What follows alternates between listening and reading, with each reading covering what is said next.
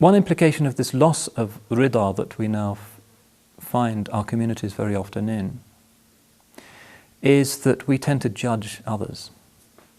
Perhaps because we're not content with the way Allah is arranging history at this particular moment, that we get jumpy and agitated and our tawheed and even our iman seems to be challenged.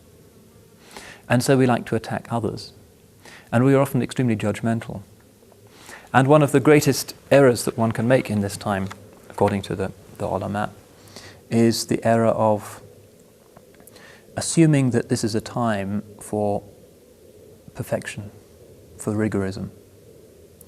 That the harder the world becomes for the believers, the more perfect we have to demand everybody is.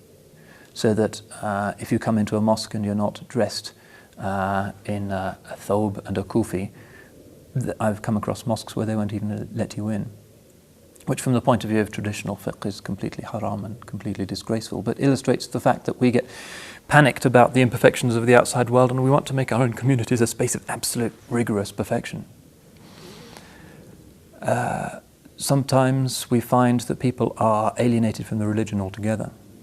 Quite often those brothers and sisters who attribute themselves to the great lofty maqam of da'wah will actually scare off 100 people for every one person that they attract.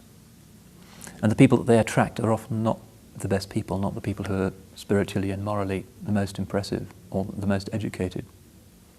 I remember once meeting an English woman in Cairo who had converted to Islam more or less nominally when she married a secular Egyptian.